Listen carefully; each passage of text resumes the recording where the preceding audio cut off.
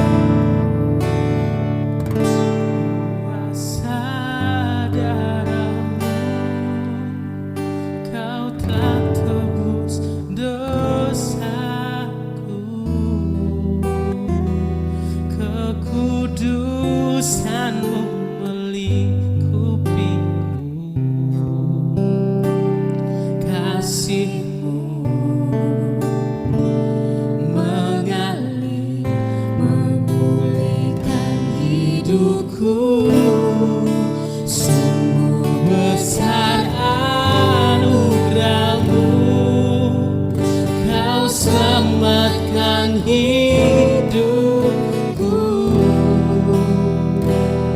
Ku menjadi ciptaan yang baru oleh kuasa darah-Mu.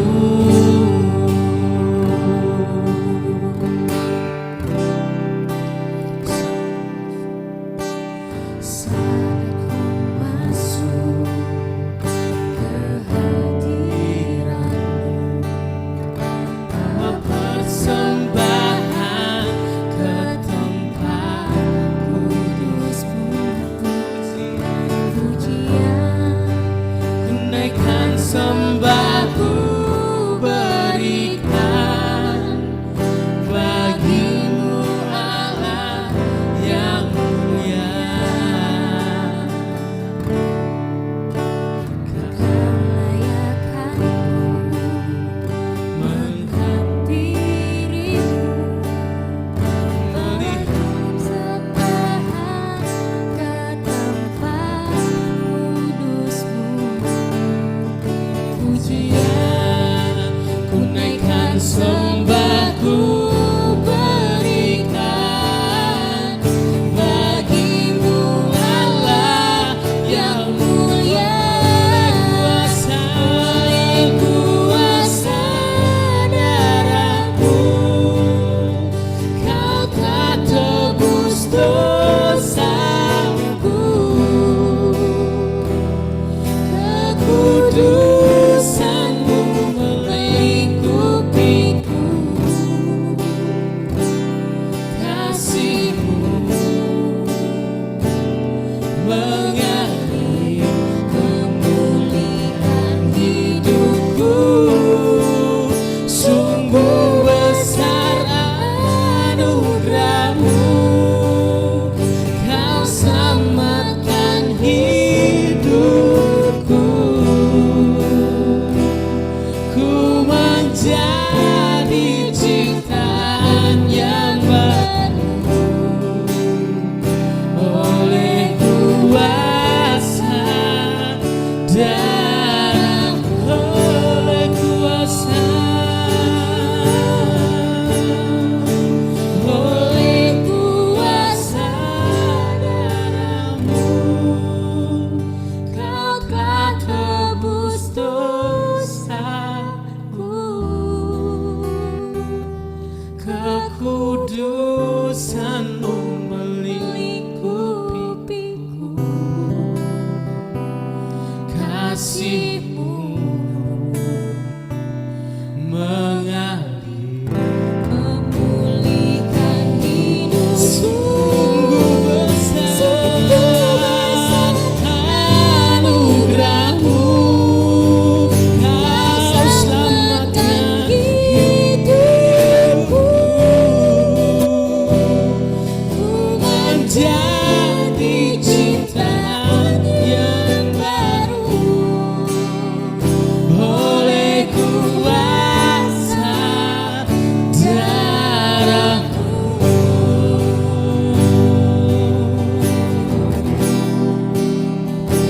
Oleh kuasa, oleh kuasa,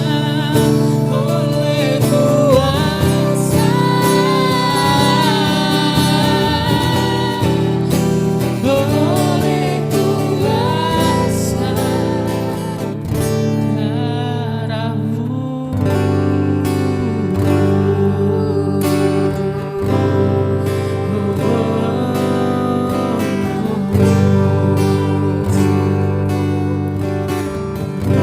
Benar Tuhan, oleh kuasa darah-Mu kami menjadi ciptaan yang baru ya Bapa. Saudara kami akan diisi oleh kebenaran firman-Mu ya Tuhan. Apapun yang disampaikan hamba-Mu biar menjadi pegangan hidup bagi kehidupan kami, menjadi kekuatan. Bermasmurlah dalam kehidupan kami Tuhan. Kau urapi hamba-Mu yang sudah Kau persiapkan ya Bapa. Kami bersyukur dan kami perlaskan doa kami hanya di dalam nama Tuhan Yesus Kristus. Kami sudah berdoa. Amin. Puji Tuhan, selamat pagi, Pak Ibu. Selamat kita diberkati Tuhan dalam ibadah kebangkitan Yesus pada pagi hari ini. Saya sangat bersyukur pada Tuhan lewat Ibu Gembala Tuhan izinkan untuk berbagi kebenaran firman Tuhan.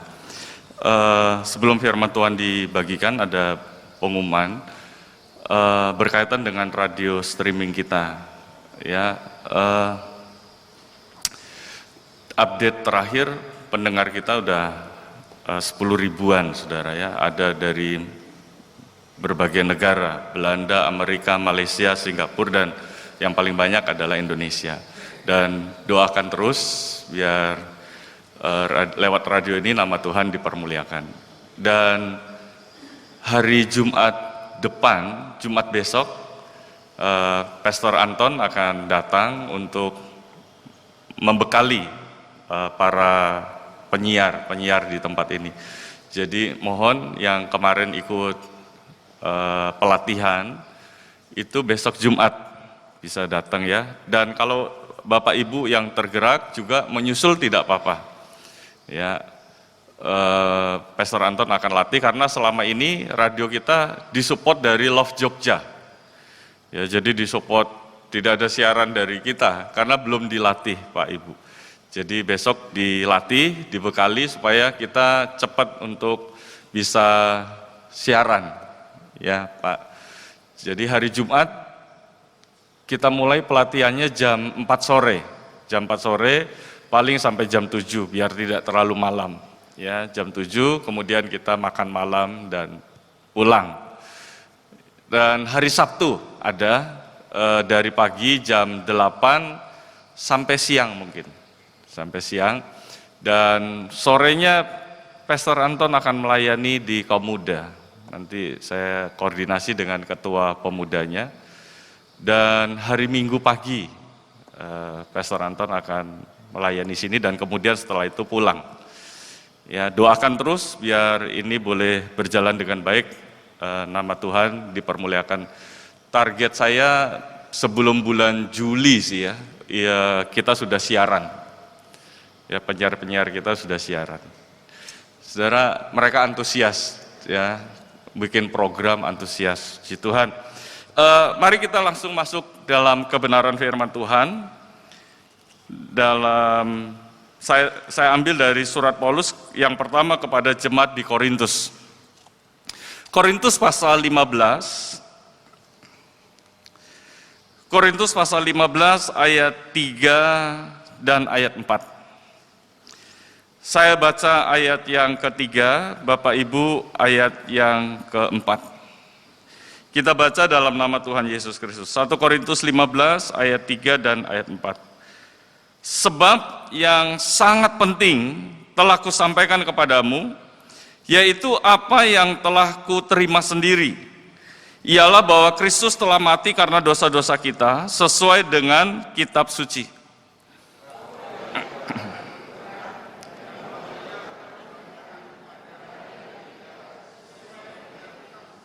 Ya, puji Tuhan, terima kasih buat kerjasamanya dan silahkan duduk.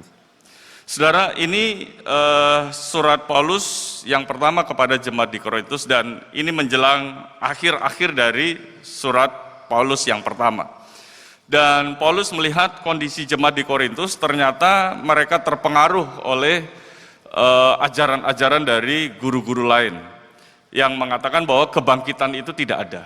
Nah, makanya Paulus menekankan dengan tegas kepada jemaat di Korintus bahwa kebangkitan itu ada. Kristus telah bangkit.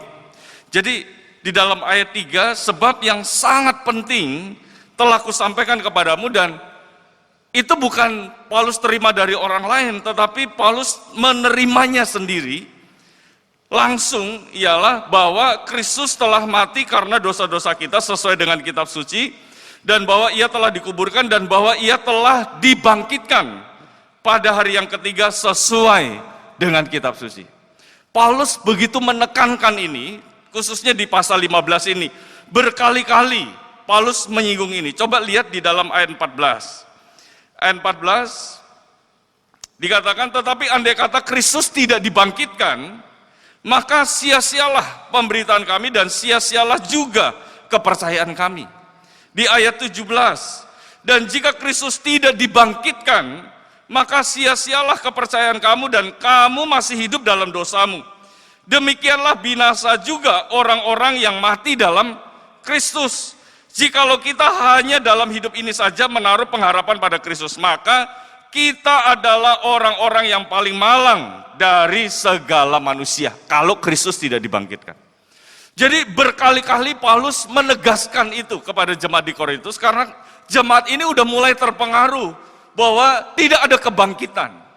Nah, saudara, bukan hanya pada zaman Rasul Paulus saja itu menimpa jemaat-jemaat di Korintus, tetapi ada banyak orang-orang sekarang juga meragukan tentang kebangkitan Kristus.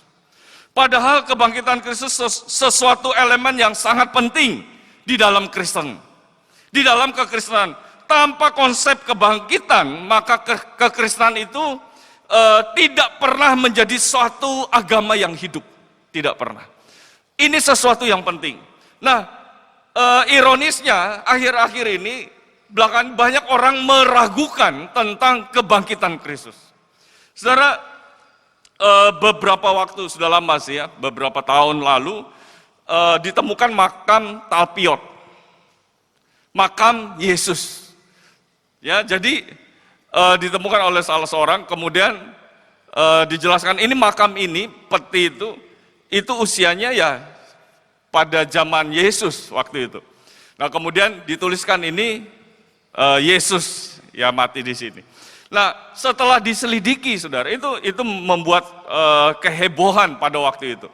Nah, setelah diselidiki, memang makamnya itu usianya di zaman Yesus, tapi tulisannya setelah diselidiki itu lebih fresh, lebih maju dibandingkan makamnya itu. Jadi tidak terbukti bahwa itu adalah makamnya Yesus. Ya, makamnya Yesus. Jadi tidak terbukti. Nah, sekarang orangnya sudah dihukum, masuk penjara, tetapi saudara dikasih Tuhan, meskipun demikian ada masih banyak orang-orang meragukan tentang kebangkitan Kristus. Padahal kebangkitan Kristus menjadi sesuatu yang penting.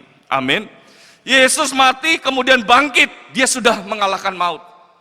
Dia pemenang dan kita lebih daripada pemenang. Amin. Kalau saya boleh ilustrasikan itu seperti gini. Seorang suami yang bangun pagi, kemudian dia siap-siap untuk pergi bekerja. Kemudian dia pergi bekerja banting tulang. Kemudian malam dia pulang, dia masih sempatkan untuk berkumpul dengan keluarganya. Besok lagi dia bangun pagi-pagi, dia kerja lagi banting tulang. Kemudian malam pulang, sempatkan berkumpul dengan istri dan anak-anaknya. Terus sampai hari ke-30.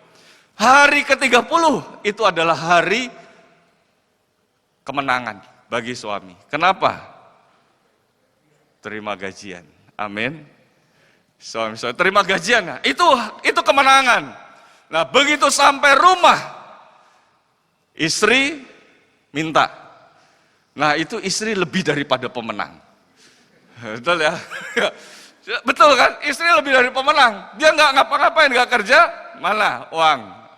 Itu lebih dari pemenang. Kalau boleh, saya ilustrasikan seperti itu supaya kita mendarat. Ya. Jadi saudara dikasih Tuhan, yang bapak-bapak sini katakan pemenang. Amin. Pemenang. Gitu. Istri angkat tangan sama bapak-bapak. Saya lebih dari pemenang. Gitu ya. Jadi saudara dikasih Tuhan. Nah, seperti itu. Demikian juga Yesus, dia sudah kerjakan semua keselamatan. Dia disiksa, dianiaya, mati sampai di atas kayu salib. Dia kerjakan semuanya itu, kemudian hari ketiga dia bangkit. Dan ketika kita percaya, kita lebih daripada pemenang. Amin. Kita nggak kerjakan apa yang dikerjakan Yesus loh. Kita nggak disiksa, nggak apa dan enggak. Kita hanya percaya saja, itu lebih dari pemenang. Nah, itulah kebangkitan Kristus, saking pentingnya seperti itu. Nah, sangat disayangkan kalau ada masih banyak orang-orang meragukan tentang kebangkitan Kristus. Nah, saudara, mari coba kita lihat, buktikan bahwa Kristus bangkit. Untuk membuktikan bahwa Kristus bangkit tentu dasarnya adalah firman Tuhan. Dan berkaitan dengan saksi, Alkitab menjelaskan, coba lihat, harus berapa saksi sih supaya bukti itu sah? Ya, coba lihat di dalam Ulangan pasal yang ke-17. Ulangan 17 ayat yang ke-6. Atas keterangan 2 atau 3 orang saksi, haruslah mati dibunuh orang yang dihukum mati. Atas keterangan 1 orang saksi saja, janganlah ia dihukum mati. Jadi kalau hanya ada 1 saksi, jangan, tidak sah. Harus minimal 2 atau 3 orang saksi. Diulangi lagi dalam pasal 19. Pasal 19 ayat yang ke-5. Misalnya apabila seorang pergi ke hutan dengan temannya untuk membelah kayu.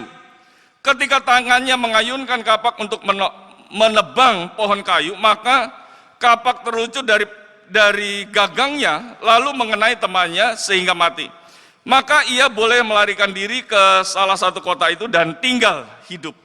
Maksudnya supaya jangan penuntut tebusan darah sementara hatinya panas dapat mengejar pembunuh itu karena jauhnya perjalanan menangkapnya dan membunuhnya, padahal pembunuh itu tidak patut mendapat hukuman mati karena ia tidak membenci dia sebelumnya.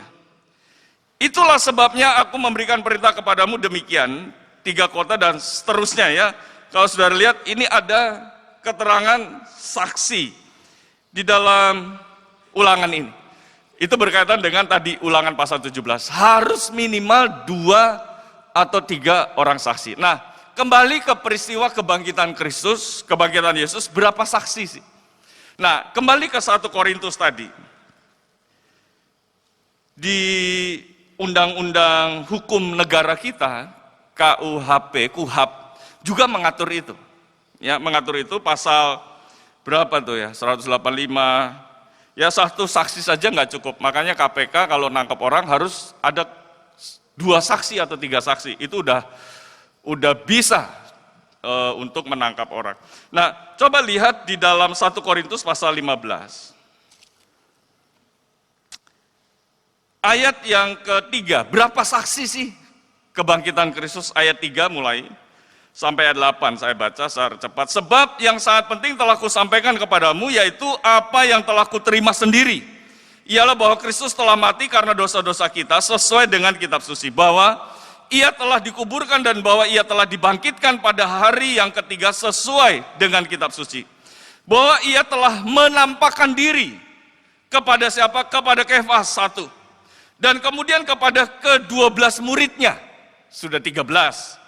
Sesudah itu ia menampakkan diri kepada lebih dari 500 saudara sekaligus. Kebanyakan dari mereka masih hidup sampai sekarang. Ada yang meninggal, tapi kebanyakan dari mereka masih hidup. Paulus menjelaskan seperti itu. Tetapi beberapa di antaranya telah meninggal. Selanjutnya, ia menampakkan diri kepada Yakobus, kemudian kepada semua rasul. Dan yang paling akhir dari semuanya, ia menampakkan diri juga kepadaku, kepada Rasul Paulus. Sama seperti kepada anak yang lahir sebelum waktunya. Karena aku adalah yang paling hina dari semua rasul, sebab aku telah menganiaya jemaat Allah. Saking pentingnya kebangkitan Kristus, Paulus ungkapkan bukti itu kepada jemaat di Korintus. Bahwa peristiwa kebangkitan Kristus itu disaksikan oleh 500 orang lebih. Bukan 1, bukan 2, 3 target minimal, tetapi 500 orang lebih. Itu belum termasuk menampakkan diri kepada perempuan-perempuan, kepada Maria Magdalena. Belum termasuk menampakkan diri kepada 2 murid yang sedang menuju ke Emmaus. Jadi banyak peristiwa kebangkitan Kristus disaksikan oleh banyak orang. Nah, saking banyak buktinya tentang kebangkitan Kristus, saya kutip apa yang dikatakan oleh Francis Nawa, ya, Dia katakan gini, Francis Nawa, karena begitu banyak data tentang kebangkitan Kristus, maka lebih sukar untuk membuktikan bahwa Yesus tidak bangkit daripada membuktikan Yesus hidup. Yesus mati. Yesus hidup. Jadi gini ya, karena begitu banyak data yang ada tentang kebangkitan Yesus, maka lebih sukar membuktikan bahwa Yesus itu tidak bangkit daripada Yesus itu hidup. Jadi lebih sukar membuktikan Yesus itu nggak bangkit. Lebih sukar karena saking banyaknya data tentang kebangkitan Yesus. Karena itu mari saudara yang dikasih Tuhan, kita harus pahami ini benar. Yesus itu benar-benar bangkit 2000 tahun lalu untuk menebus dosa-dosa kita. Amin. Nah, yang jadi pertanyaannya dan yang menjadi poin utama dalam kebenaran firman Tuhan pagi hari ini. Memang Yesus benar-benar bangkit, tapi apakah Yesus benar-benar bangkit di dalam hidup kita? Itu pertanyaan. Benar, Yesus sudah bangkit 2000 tahun lalu. Bahkan Francis Nawa dia katakan lebih sukar membuktikan Yesus tidak bangkit. Saking banyak datanya. Lebih sukar daripada membuktikan Yesus, lebih sukar. Nah, saudara, memang Yesus bangkit 2000 tahun lalu. Tapi apakah Yesus bangkit di dalam hidup kita? Nah itu. Berapa kali kita merayakan tentang kebangkitan Yesus? Berapa puluh kali, ratus kali mungkin kita merayakan kebangkitan Kristus. Mungkin di momen seperti ini ada banyak ucapan-ucapan, selamat Paskah, selamat hari kebangkitan Tuhan dan sebagainya. Berapa kali, tapi apakah benar Yesus itu bangkit di dalam hidup kita? Nah, mari coba kita belajar dari peristiwa yang pertama adalah peristiwa ketika Yesus bangkit dan menampakkan diri kepada Maria di dalam Yohanes pasal 20. Coba lihat di dalam Yohanes pasal 20. Saya baca ayat pertama mulai. Pada hari pertama minggu itu pagi-pagi benar, ketika hari masih gelap, pergilah Maria Magdalena ke kubur itu dan ia melihat bahwa batu telah diambil dari kubur. Ia berlari-lari mendapatkan Simon Petrus dan murid-murid yang lain yang dikasihi Yesus dan berkata kepada mereka, Tuhan telah diambil orang dari kuburnya dan kami tidak tahu di mana ia diletakkan. Maka berangkatlah Petrus dan murid lain ke kubur. Keduanya berlari bersama-sama, tetapi murid yang lain itu berlari lebih cepat daripada Petrus sehingga lebih dahulu sampai ke kubur.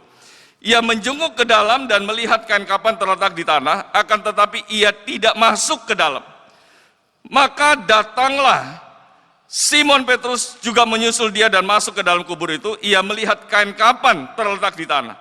Sedang kain peluh yang tadinya ada di kepala Yesus tidak terletak dekat kain kapan itu, tetapi agak di samping, di tempat yang lain, dan sudah tergulung. Saya loncat ya, di ayat yang ke-11. Tetapi Maria berdiri dekat kubur itu dan menangis. Sambil menangis, ia menjenguk ke dalam kubur itu, dan tampaklah olehnya dua orang malaikat berpakaian putih, yang seorang duduk di sebelah kepala dan yang lain di sebelah kaki di tempat mayat Yesus terbaring. Kata malaikat-malaikat itu kepadanya, Ibu, mengapa engkau menangis? Jawab Maria kepada mereka, Tuhanku telah diambil orang, dan aku tidak tahu di mana ia diletakkan. Sesudah berkata demikian, ia menoleh ke belakang dan melihat Yesus berdiri di situ, tetapi ia tidak tahu bahwa itu adalah Yesus. Kata Yesus kepadanya, Ibu, mengapa engkau menangis? Siapakah yang engkau cari? Maria menyangka orang itu adalah penunggu taman, lalu berkata kepadanya, Tuhan, jikalau Tuhan yang mengambil dia, katakanlah kepadaku di mana Tuhan meletakkan dia supaya aku dapat mengambilnya. Kata Yesus kepadanya, Maria. Maria berpaling dan berkata kepadanya dalam bahasa Ibrani, Rabuni, artinya guru. Kata Yesus kepadanya, janganlah engkau memegang aku sebab aku belum pergi kepada Bapa, tetapi pergilah kepada saudara-saudaraku dan katakanlah kepada mereka bahwa sekarang aku akan pergi kepada Bapakku dan Bapakmu, kepada Allahku dan Allahmu. Maria Magdalena pergi dan berkata kepada murid-murid, aku telah melihat Tuhan dan juga bahwa dia yang mengatakan hal-hal itu kepadanya. Nah, dari perikop ini, apa sih yang dapat kita pelajari?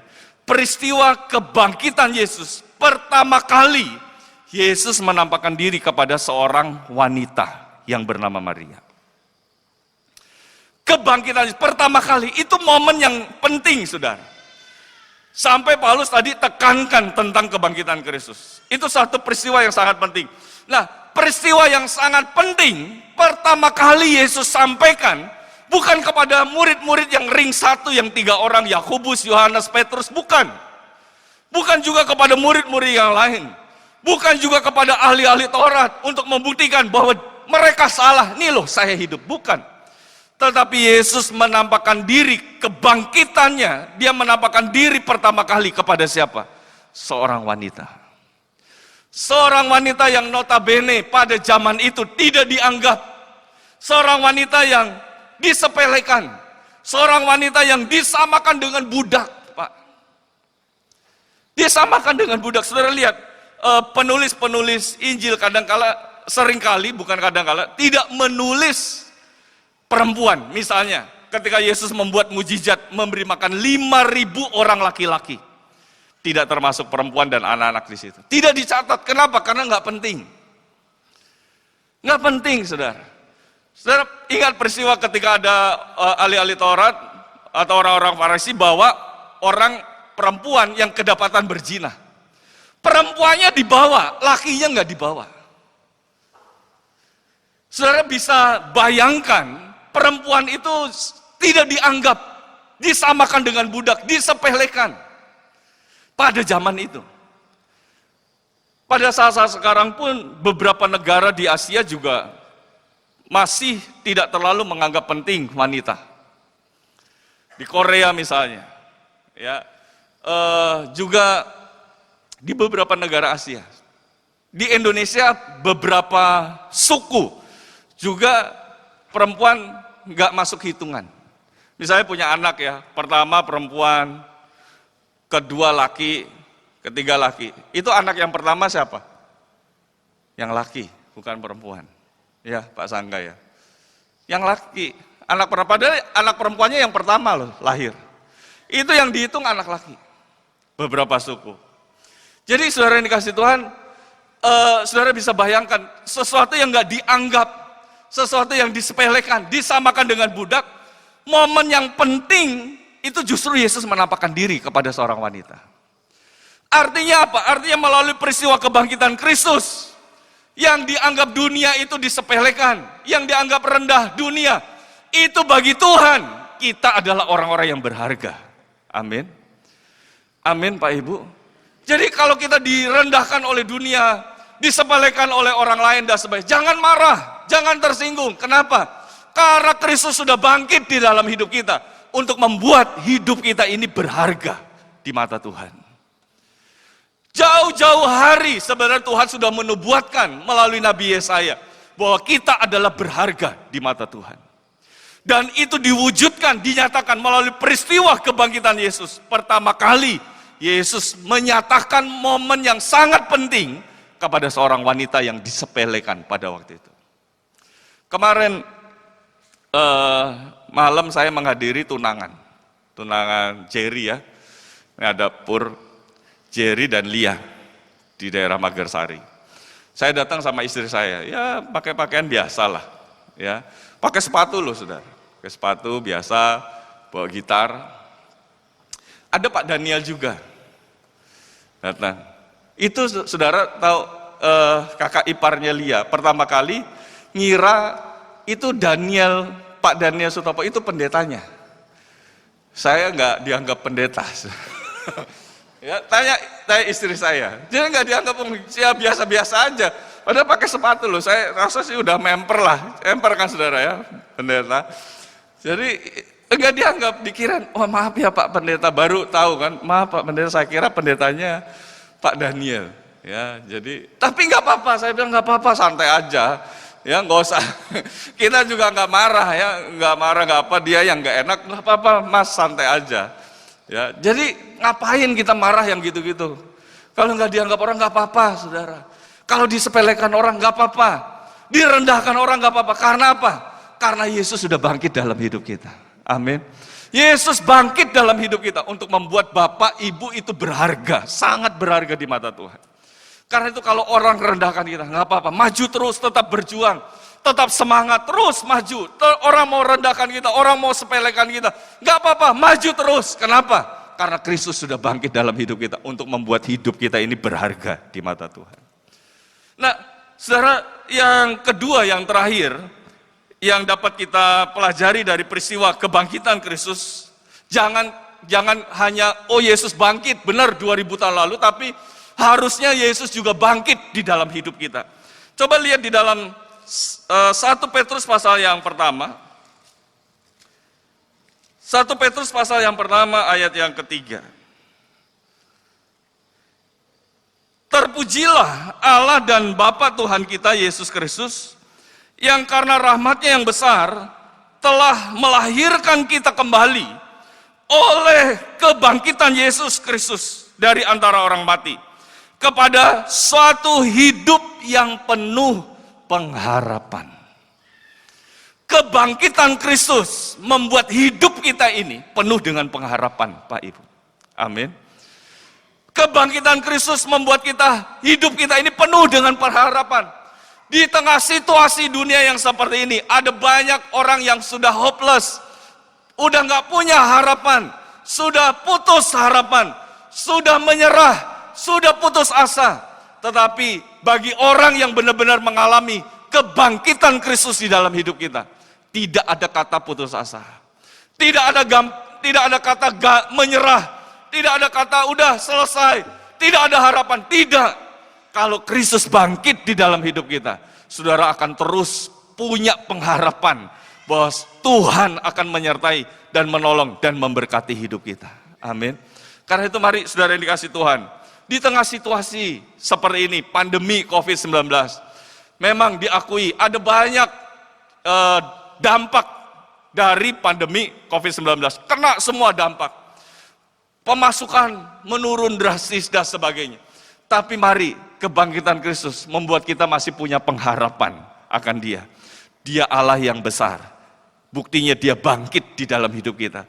Kita tidak usah putus asa, tidak usah menyerah, tidak gampang berkata selesai semua udah nggak ada harapan, tapi tetap berjuang karena selama masih ada kebangkitan Yesus di dalam hidup kita, saudara, masih ada harapan. Tuhan akan memberkati kita semua. Selamat hari kebangkitan Kristus. Tuhan menyertai dan memberkati. Kembali pada akhir kebaktian ini ya Tuhan, kami datang kepadamu, kami bersyukur dan berterima kasih kepadamu.